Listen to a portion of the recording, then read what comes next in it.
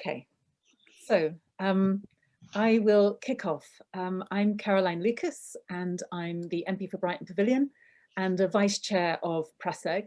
I'm standing in for Bim Afalami, our Chair, who sadly can't be with us today. But I'm very delighted to be here and to be introducing in a moment Lord Deben.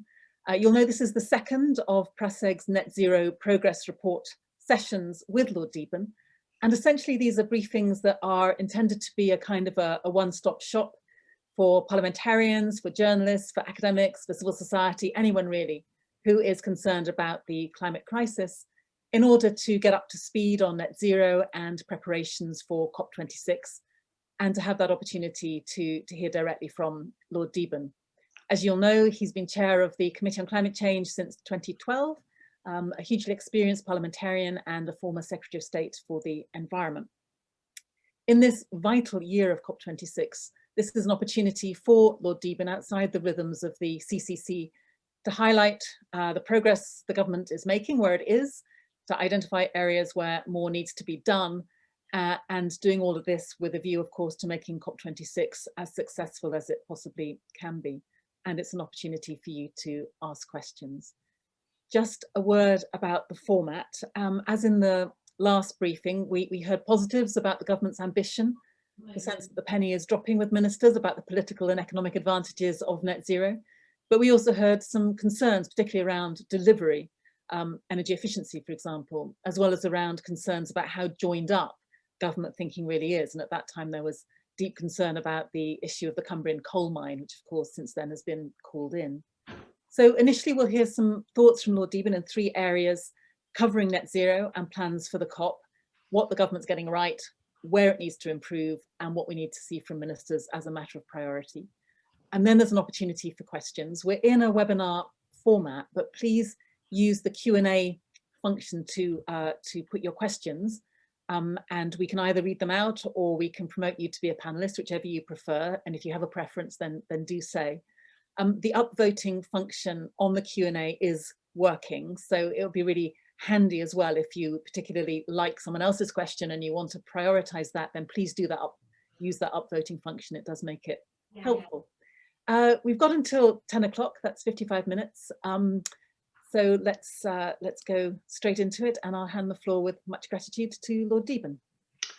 Well, thank you very much. And I think it's much better to get as many questions in as possible, because this is so wide a range of things that we're dealing with that it's always difficult to be absolutely sure we're talking about the things that people have particular concerns about. But the first thing is that we're living in a very curious situation, it seems to me, which is that we have a government which, in all that it says and the policies which it is attempting to implement, is actually doing the right thing. The trouble is that we're not delivering, and the distinction between policy and delivery is a real issue for politicians, it seems to me. I mean, as a former politician, I feel that one is allowed to say this, that it's always true that the ministerial plus civil servant nexus, which is so good at delivering so much, is never at its best when it comes to the actual delivery process. Now, this is not to say that it's an easy situation, but it is a really concerning one. And there's a sort of double issue if you look at something like energy efficiency, where clearly the government got it entirely wrong when it came to the green grants, except that it got it entirely right in the way in which it did the green grants through local authorities. Local authorities have, in my view, been playing a really important part in this, and it underlines my own constant concern that regional and local authorities are absolutely central to the delivery of what we have to do here.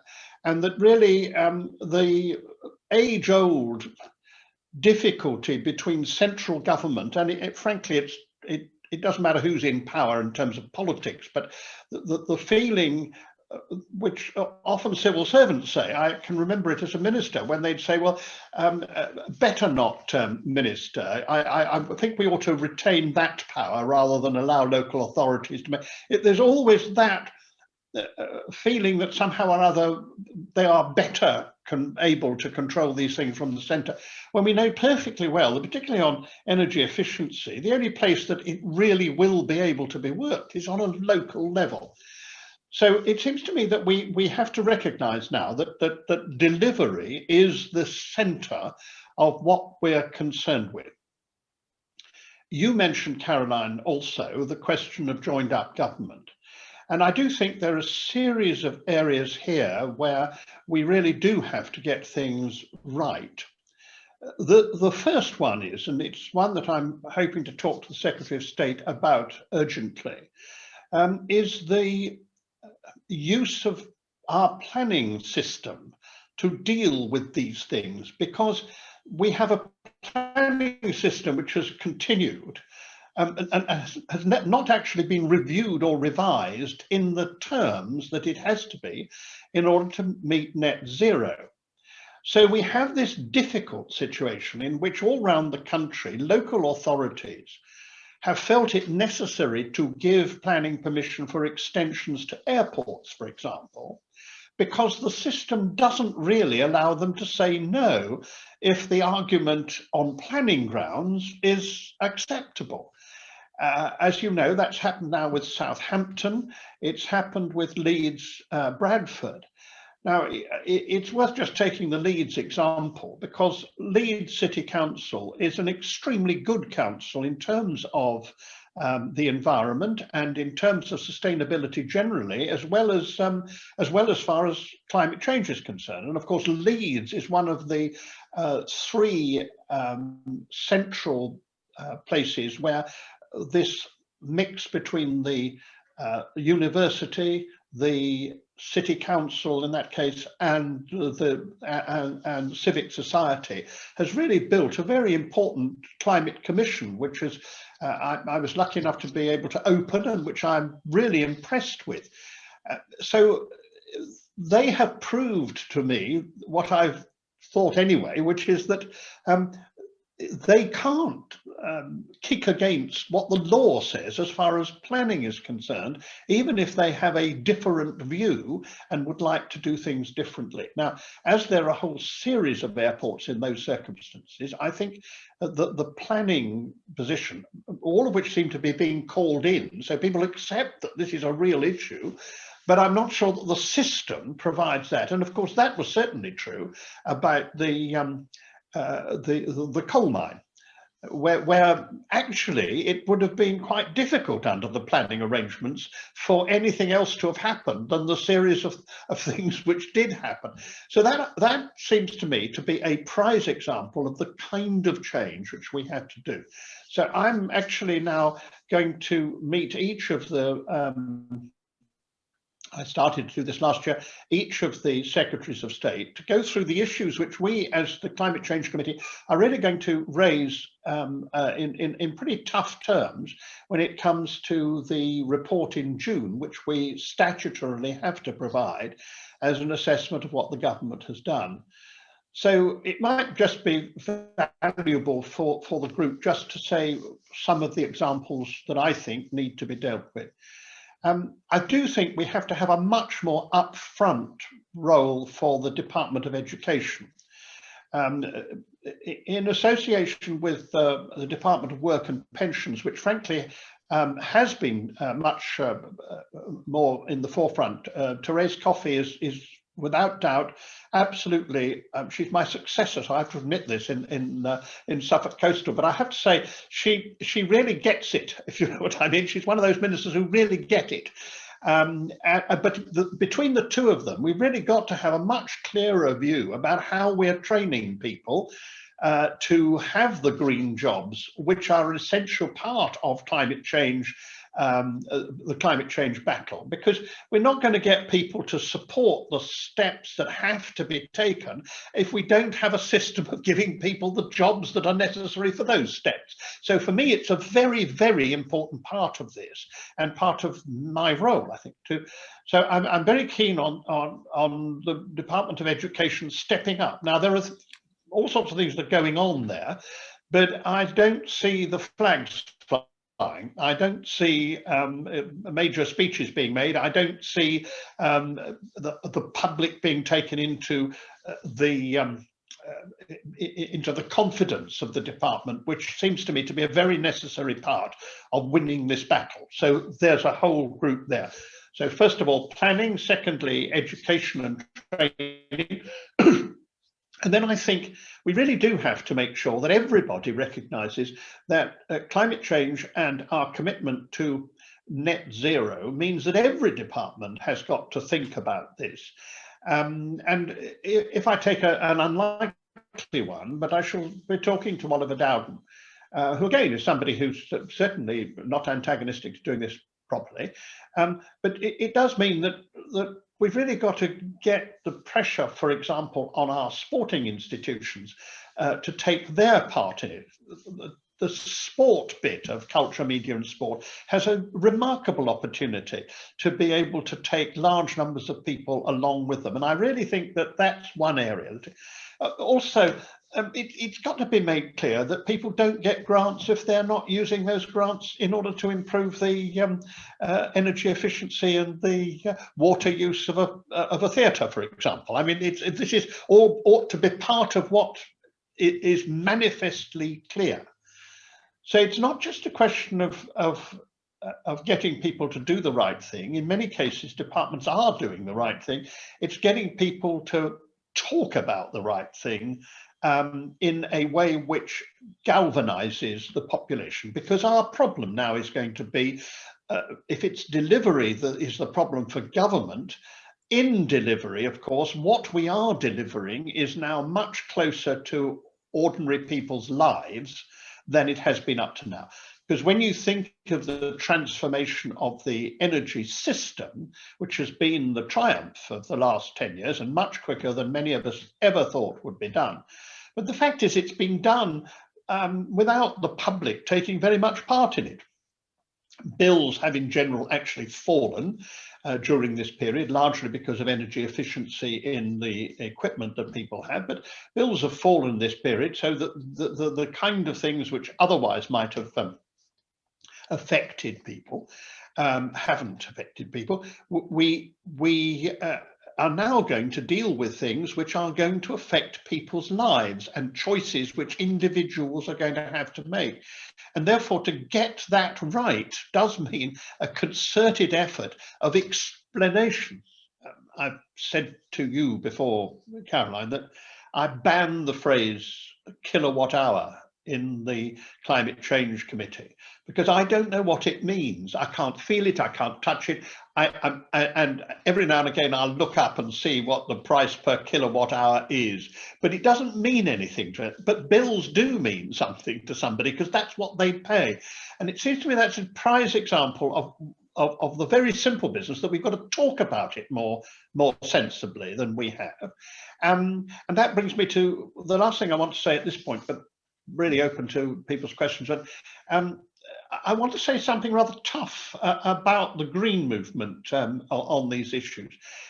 We're going to have a really difficult period, and it is absolutely essential that we concentrate on the things that really matter, rather than sniping at things that are marginal.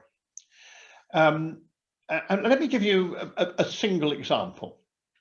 If the government comes out with a decision that it will lift the tax on internal flights, if it put that tax on external flights, i.e. the flights to the rest of Europe, the effect on emissions, let's leave aside perceptions, but the effect on emissions might actually be advantageous, but they certainly wouldn't be, they would be not even marginal, they certainly wouldn't be of great importance. Now, we have to be a bit intelligent about this. We know perfectly well why the government has raised this issue, because they are looking for things which they can claim they can do outside the European Union, which they couldn't have done inside the European Union. That's the reason for that. So you can say we could have a tax on all other flights, but not have a tax on internal flights, which you couldn't have done in the European Union. Now, I don't want to get into why I think these are very, very small things compared with the terrible damage we've done by leaving it. But so I don't want to get into that situation, but I'm merely saying that let's get led down that route. Much more important to be talking about the things that really matter. Now, the coal mine does really matter, because what the coal mine is about is trying to come to terms with the issue that there will be losers in this. It's all very well for the Climate Change Committee to say, which is absolutely true, that it's going to cost less than 1% of our GNP a year. That's a very low cost compared with what people have thought. But of course, that isn't distributed fairly. And we have got to try to distribute it fairly. So if you take the coal mine, you really do have to say, if these people in this particular part, very deprived part of the United Kingdom, are going to have to bear a burden for the rest of us, then we have to find a way in which they can be, in a sense, compensated by jobs going there, which would otherwise not have gone there. In other words, we really do have to think about that sort of fairness. And for me, this is absolutely central. I mean, not only because that's my moral and political view, but actually because I want to win this battle. And I don't think we'll win the battle if it's unfair. I mean, the one thing the Brits are not are very clear about is fairness. You only have to say it's unfair, and you soon get people really feeling strongly. We don't have the strength of feeling about dogma that many countries do, but we do have this about fairness. And so for me, the three central things which I want to go for very hard, first of all, is joined up government. Secondly, to deliver, because delivery is the crucial thing. And thirdly, to deliver in a fair way.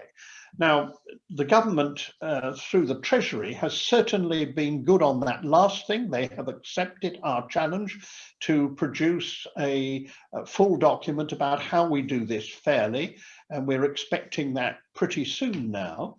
And there's no doubt that the government intends to do that. But of course, we've got a very bad history, because the way in which we paid for the revolution in our generation system was to put the bill on the electricity consumer, which is all very well if you are one of the 80% that has both electricity and gas. But if you're in the 20% that only has electricity, you are paying a disproportionate amount, and very often you are among the poorest, and you're using a lot more electricity, not because you want to, but because that's the only way in which you can heat in the sort of home that you may have. Now, I'm particularly concerned about the poorest, but also the poorest in rural areas, which are affected very much. I know this doesn't come in Brighton, but it does come all around the country, all sorts of people. And it's always been true that somehow or other rural poverty is ignored because it comes thatched. It doesn't look like poverty, but if you've represented it, as I have done, a rural area, and I live in a rural area, I know what the poverty is. And if you depend on electricity, you really shouldn't be paying a disproportionate amount for what we all have to pay for, which is the change taking place. And I take that example because it seems to me that we're going to have to look very carefully at the way these policies are implemented. So we've got to first get them implemented, but we have in their implementations to make sure that we do it in a fair way. Brilliant. Thank you very, very much. I mean, I think it's really helpful the way that you've underlined 5 or 6 times in that short time, delivery, that's the word that jumps out at me. And as you say, joined up policy and fairness. I mean, you also laid down a challenge to the Green Movement, and of course, you'll not be surprised that I want to leap to the defence thereof. And I guess all I would say in defence is, you know, and when it comes to fairness, I think that's exactly where the Green Movement is. And so, for example, on the issue of the coal mine, it's the Green movement that have been saying again and again, where's the just transition? Where is the support for workers in the coal mine, or indeed in the oil and gas fields? You know, where is that package of support that is going to enable us to persuade the workers to come with us on this route, rather than, quite understandably, to feel as if their livelihoods are at very great risk? I think the point about focusing on why is the government choosing this moment to reduce the cost of flying inside the UK.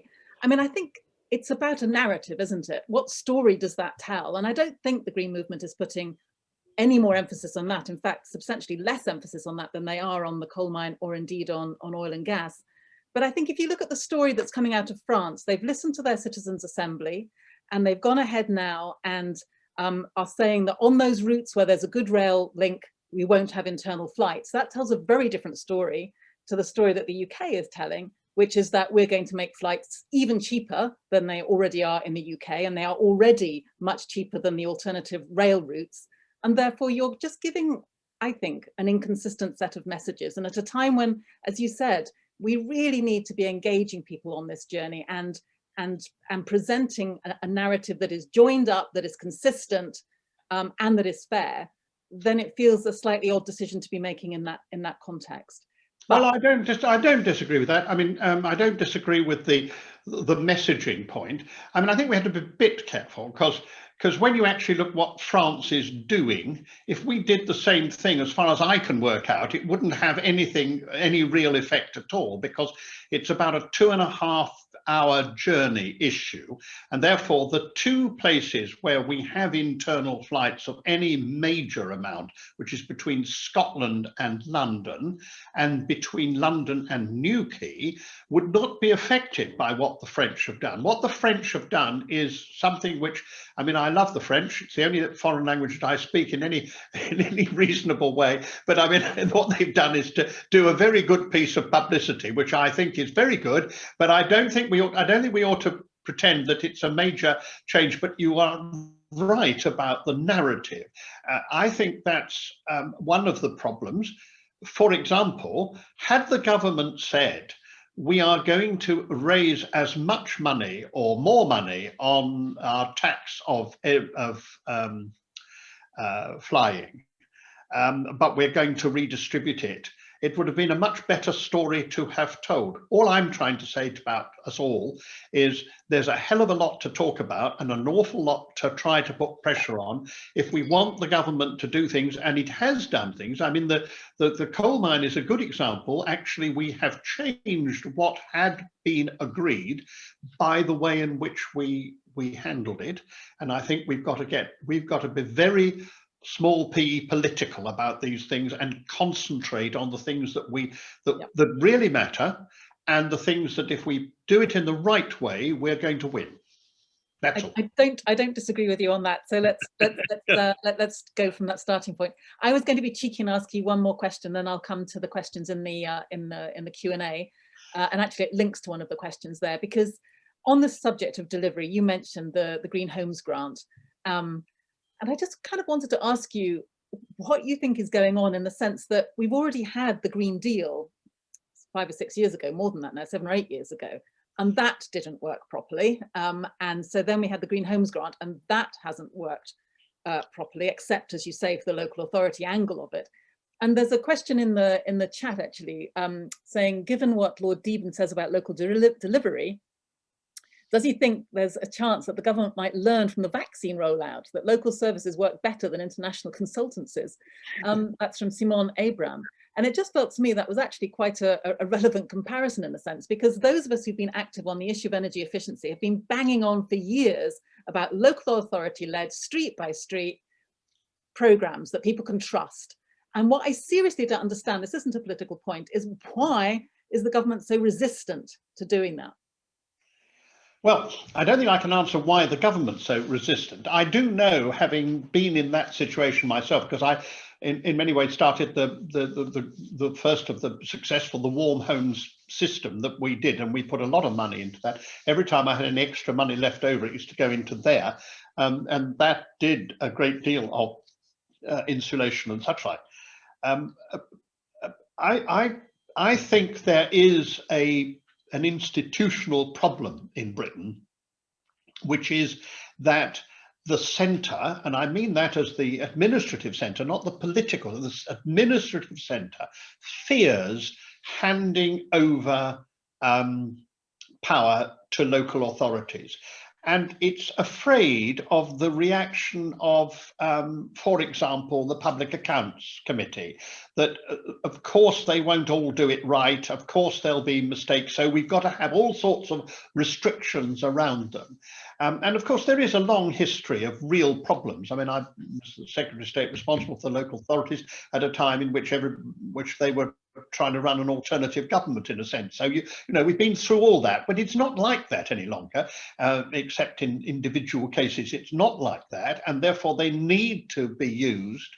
And not only local authorities. I mean, I'm a great believer in subsidiarity, and therefore I believe, I mean, I think really I'm a bit of a distributist in these matters, but there are lots of other bodies that can be used, that have local connections, that understand what you have to do.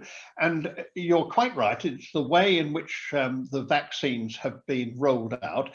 It has been a partnership at a local level, and remarkably, up the street here, in the local leisure centres, we have both vaccinations and rapid testing. And the whole community in this village has really joined together in supporting that. I think that's what we've got to do. And I think the government, I don't know why the government hasn't got there yet, but if I were involved in it, I know what I would do. I would say, well, the one thing we do appear to have got right is the vaccination policy. So why don't we do other things the same way? And that seems to me to be a very good thing. And you have to roll over that centralizing tendency which Britain has always had. The problem in Britain altogether is partly that. It's a London-centric inability to believe that Leeds can do it itself. And that's what I'm really very much trying to overcome. Good, that's helpful, thank you. Okay, so there's a question here on planning, which has got 4 people who've upvoted it. And planning, of course, is one of the areas you focused on. The question is from Duncan Law, who says the purpose of planning should be to achieve net zero as quickly as possible. What chances are there of any simple reform to the NPPF, the new policy framework, and will you advocate for it? Well, I certainly would, but I'd be interested in whether you think something as, you know, if you were to simply, in a sense, simply change the purpose of that piece of legislation, how much difference would that make?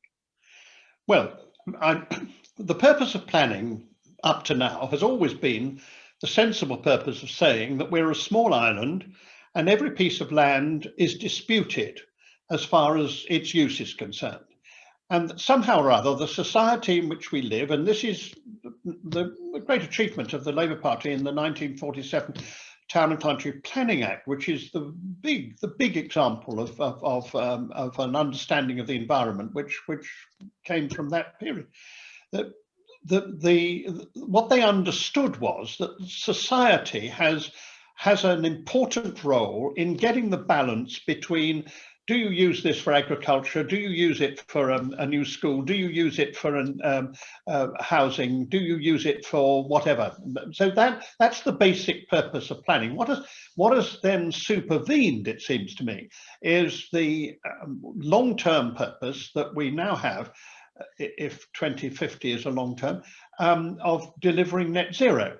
Now, in the budget, one of the major achievements was the Chancellor's reordering of the priorities of the Bank of England. I mean, we must not underestimate the degree to which the financial world has changed over the last year. And this is, in many ways, the most exciting part of the whole campaign, because and the fact that the Chancellor has so readily responded to that and actually given the governor a very clear indication that he has to do all his things taking that centrally into account, then you then turn to the planning system and say, well, nobody's done that to the planning system. So I do think that the planning system has got to have as a fundamental that planning decisions have to be made within the context of delivering net zero. Now, that would mean a whole range of things. Now, I also happen to be pretty leery about people who tell me that planning is the major reason that stops development and growth. I just don't think that's true. I do think there are lots of faults in the way it has been done. I talked to somebody yesterday who was told by their local authority that the local authority wouldn't tell them whether they needed planning permission or not for a small change in their home. They'd have to apply for planning permission, pay the money, and then the local authority would tell them whether they needed it or not. And I mean, there are lots of examples of really dreadful planning. So when I'm trying to say I want planning to be more central, better run, have better, it isn't that I'm ignoring some pretty horrific examples of really bad planning. And in my private life, we do some work on sustainable planning, trying to get planning permission for sustainable proposals. I have to say, some boroughs in London are dreadful and others are really very good. But don't try to get planning permission for sensible things in, I could give you both Conservative and Labour boroughs. We really do have to improve the delivery again. But at the same time, we need, I think, to have an overarching thing that Britain is going to go net zero by 2050. That is the law. The planning system has got to help that rather than be either agnostic, which is what they would claim today, or actually damaging, because its agnosticism means that you cannot make decisions which have got that fundamentally in mind. That's really helpful, thank you. I was going to see if Anne Stewart would like to be promoted as a panelist, just because her question is quite long. It's about hydrogen. I don't know, Dom, as the Officer for PRASEG, whether or not you could see if Anne Stewart. Oh, here she is, yes. Here she is. Glass in hand. Yeah. Good. Well, assuming, Anne, that you can come off mute, it would be lovely if you could put your question about hydrogen and about the CCC.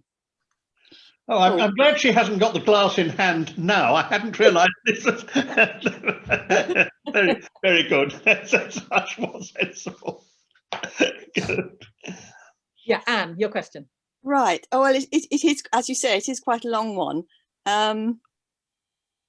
If you could just bear with me for a moment. I'd like Lord Deben to comment on the progress being made in the production of hydrogen, its planned use and the development of carbon capture and storage. And I've made 3 points and they're all very long. Do you want me to read them out, or? Well, if you can summarise them, that would be marvellous. Well, one is that the two clusters in the north are focusing very much on blue hydrogen, which is hydrogen production from gas. Until that's working at scale, that's going to produce an enormous amount of emissions, because that's what producing hydrogen from gas does. And if you can't capture and store them, then there are emissions. So can we start with that one, please? Well, one of the things we've got to learn, I think, as all of us, is how you do the transition. It's quite easy, if you like, to say, well, we're going to get to this point, and at that point, all these things will have happened. But getting to that point is a real issue, which is why I question the arguments of the absolute disinvestment people, because I think actually we have to invest in people who are moving from where they are, which is unsuitable, to a place where they will be, which will be suitable. And we have to make those decisions, in my view. But I think the same thing is true here in hydrogen. We need to find ways of being able to deliver hydrogen. And at the moment, we don't have a way of delivering hydrogen. We can't make it in a way which is environmentally acceptable. We have two mechanisms which we are seeking to do. One is to do it in the green way, and the other is to do it in a blue way. We don't know which of these will work out. I mean, it is conceivable that we will do it in a blue way and have carbon capture and storage and do it that way.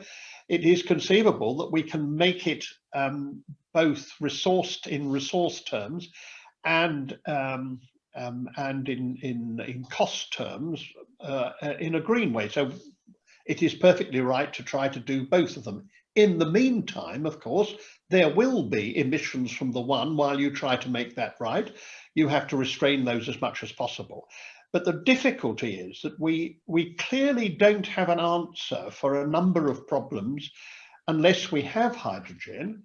And therefore we have to do some real work to try to see how we were to use hydrogen while doing other work. I'm very interested to see that those who are in battery technology now believe that it may be possible to have heavy goods vehicles driven by batteries and electricity, which they didn't think was true before. So the world is changing all the time.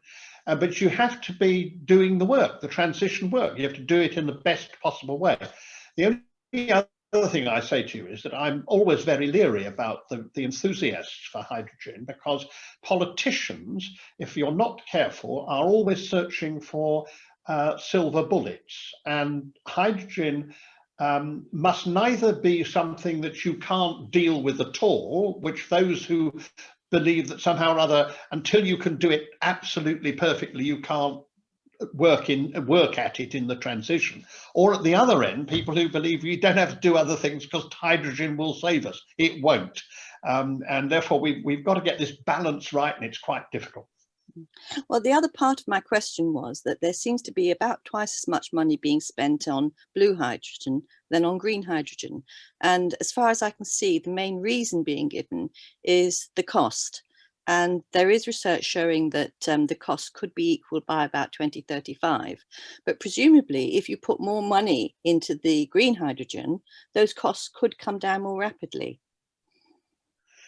Well, I don't think that's necessarily true. I have not had the Climate Change Committee, as far as I know, has certainly not had people saying that if one redistributed the money, it would have more effect of creating answers on the green side.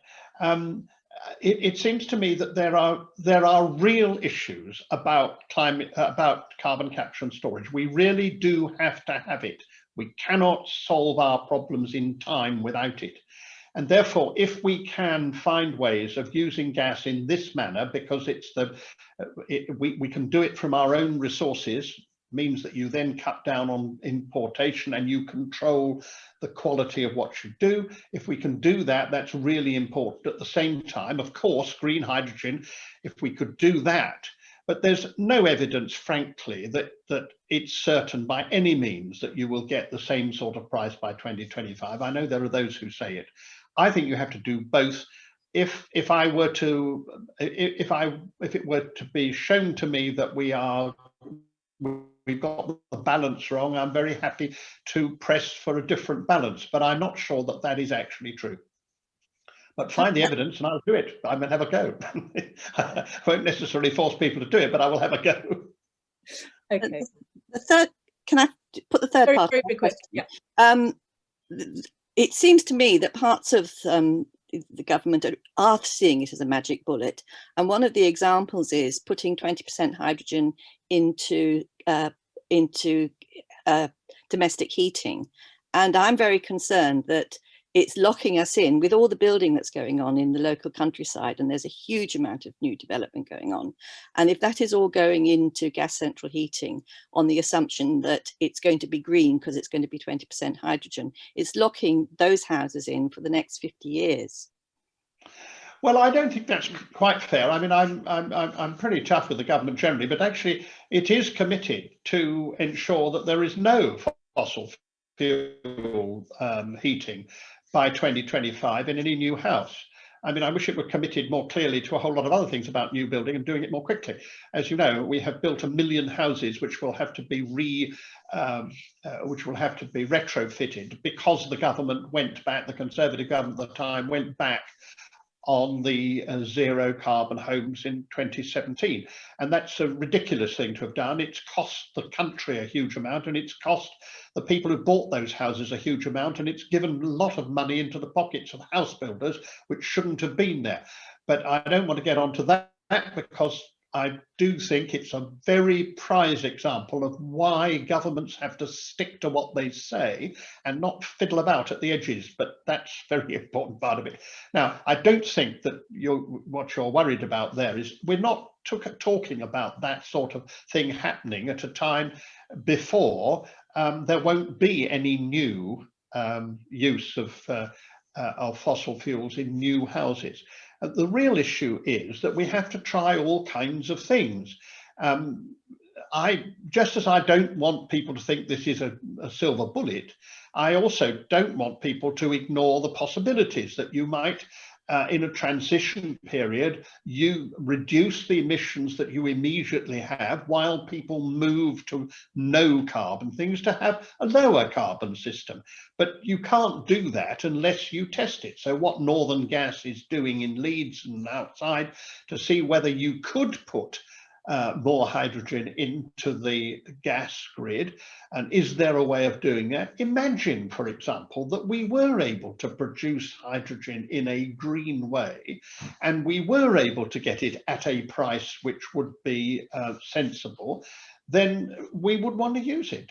I mean, we really must use everything that we can do, but you can't do that without a bit of experimentation, and I'm not in favor of stopping that. So that's about the balance. It's not a lot of money compared with all the other things we're doing, but what is it's enough to find out whether we could do it.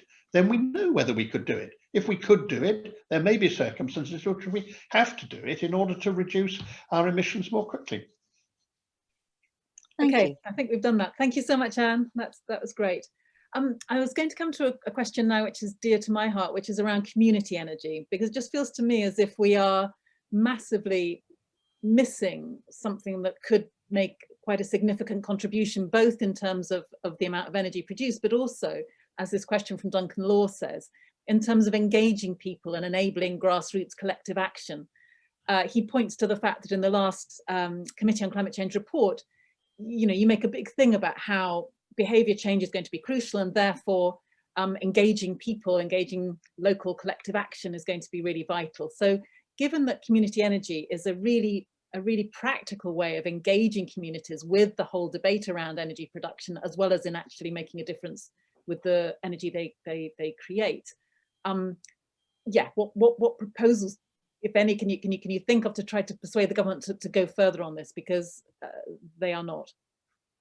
Well, there's no doubt that part of the success of the Germans in the work that they've done is that right from the beginning they encouraged community energy programs, and as you know, about half the onshore wind and I think it's true of the solar too, are not owned by companies. They're owned by communities and voluntary organisations of one sort or another. So I'm very much in favour of that, and I would like to see much more of it. We've really got to get much more imaginative. There are two qualities which are at a very considerable shortage in our society. One is gratitude, and the other is imagination. And being imaginative and saying thank you for when we get things right, those two things would change the world very considerably. I always say that to the Green Movement: for goodness sake, when you've won, say thank you, because then you get people to do something more. If you only say, well, you haven't done enough, then you don't win. And I think the same is true as far as imagination. We've just got to encourage it to be, but we have a system which is frightened of imagination, because that means if you're imaginative and you propose something that no one else has proposed and then it goes wrong, who gets the trouble? If you don't propose anything and you merely hold things up, surprisingly enough, you don't normally get kicked. And I think we've got to find a way in which we are prepared to say, well, they tried that, it didn't work, but it was worth trying, and then we go on to something else. I mean, I am as big a fan of imagination as you, believe me, but it seems to me that when it comes to community energy, it's not even so much imagination that they need, it's just looking at what has worked.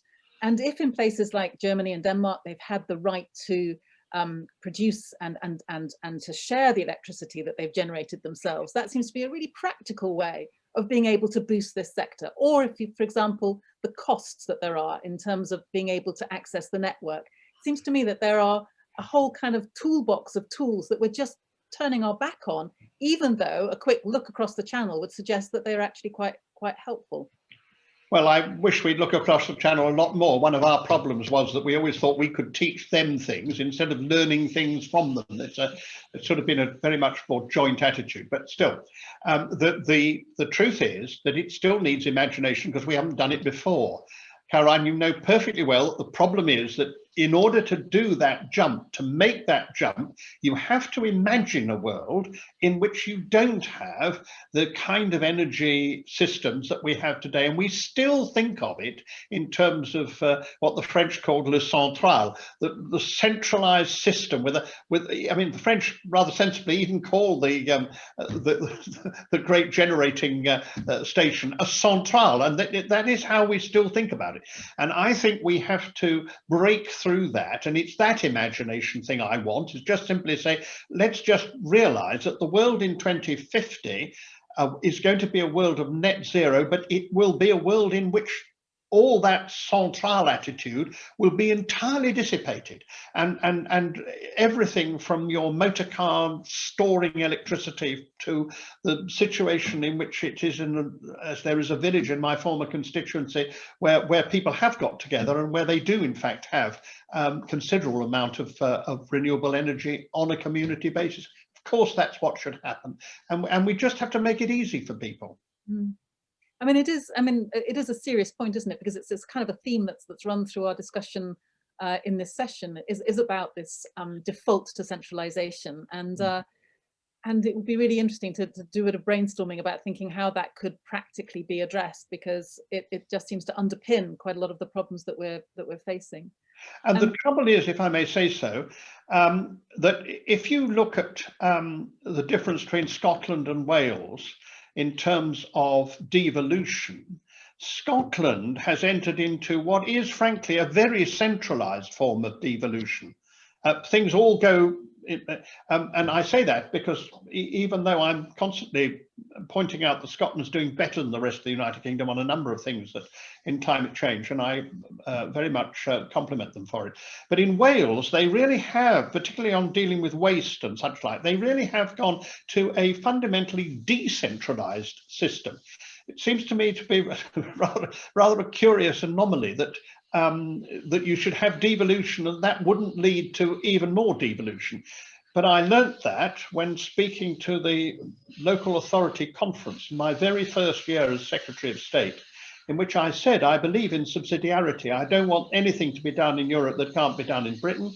I don't want anything to be done in Britain government that can't be done in the county council, got cheered. And I don't want anything to be done in the county council that can't be done in the district council, got cheered. And I don't want anything done in the district council that can't be done in the parish council. I got booed because, of course, the parish councils were not being represented. Everybody's very keen on devolution and subsidiarity as long as it stops with them. So it's terribly important that we really recognize that this is a world in which we have to recognize that the more subsidiarity we have, the more we devolve. This is why I say sometimes that I have some real sympathy, not with the mechanisms, but with the concept of the distributists, because it recognizes what human beings are really like. They are much better at dealing with things they understand and know about at that level. It may become a bit petty in some ways very often, but the fact is, like that terrible picture of the parish council, which we all laughed at, but the truth is, localities know what they can do, and what we've got to do is to have very much more subsidiarity, but also ensure that they have the information they need, because the other problem with the Cumbrian coal mine is where did the Cumbrian County Council turn to get their information and advice? Who are they supposed to ask for on these detailed things? There isn't any structure. We don't have it, and that seems to me to be the other part that we've actually got to put into operation. Yep. Okay, so we've got about 8 minutes left and a couple more questions to go through. One is from Jeremy Nicholson, who is the Corporate Affairs Officer at Alpha Energy. He says most electricity is used in business. Is the government doing enough to encourage, require, support improvements in business energy efficiency consistent with meeting the net zero target? No, it isn't. First of all, it has to deal with the future, which is that we should have much tougher rules about construction, commercial building, and do it very quickly. There's absolutely no reason why we shouldn't do that. That's just a matter of movement. We ought to do the housing also at the same time, but I'm just saying as far as commercial matters are. Secondly, I think that we really have to have a very much clearer reporting. Well, we will have some of that with the TCFD arrangements. Yes, I always get the initials wrong, but when we get that right, but we need to move that down the market, right down to relatively small businesses, so that there is a real people need to know and get to know the facts about their own business. The number of people who really don't know about the energy efficiency of the business which they run is really very surprising. So we do have to do something very much clearer about reporting. And then I think thirdly, we've got to find ways of incentivizing. And you do that in two different ways. I mean, one is that you have regulations which make it more expensive if you don't do the job properly. And the other is that you help people to do the job properly in the provisions that you make. And the provisions that you make must again make it easier for people to get the information. I really do think there is a matter of fairness here. We have just entirely redone the heating in this house. So that it will be ultimately entirely not using any carbon. At the moment it's partially doing it. I was lucky enough to be able to get the advice.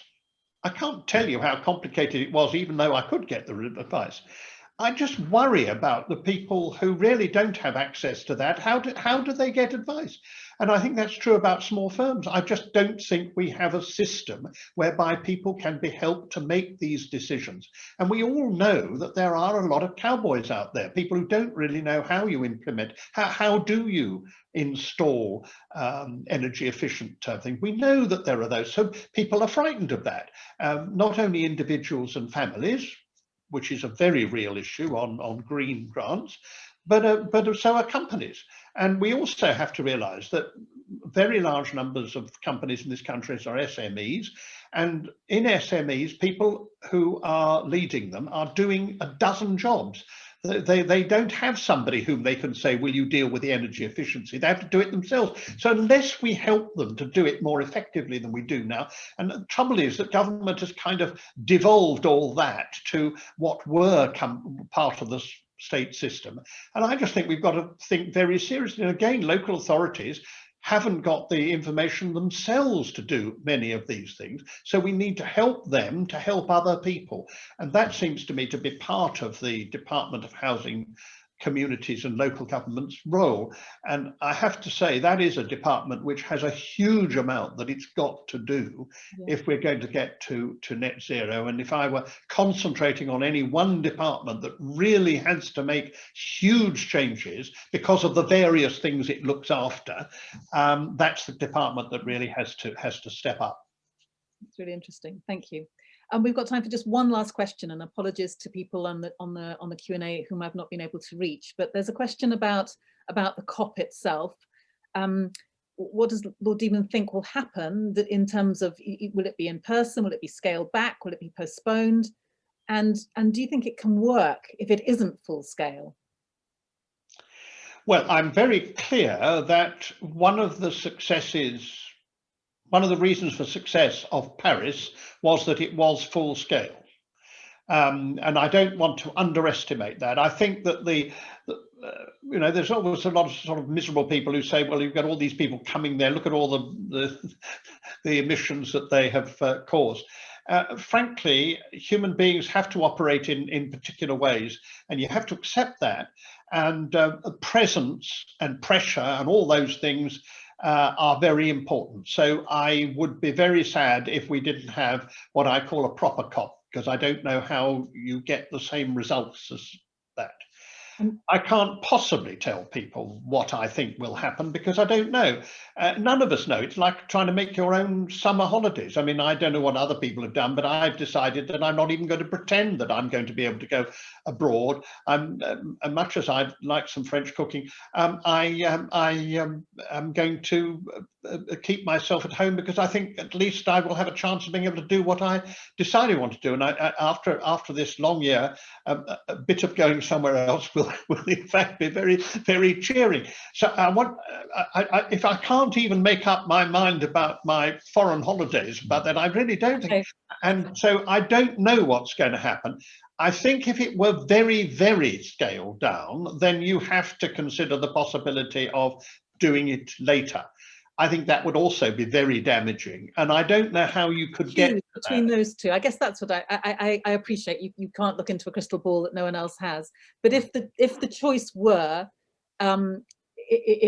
postponing it or having it take place in a very, very scaled down way, if you had to go between those two, where do you think the less risk lies?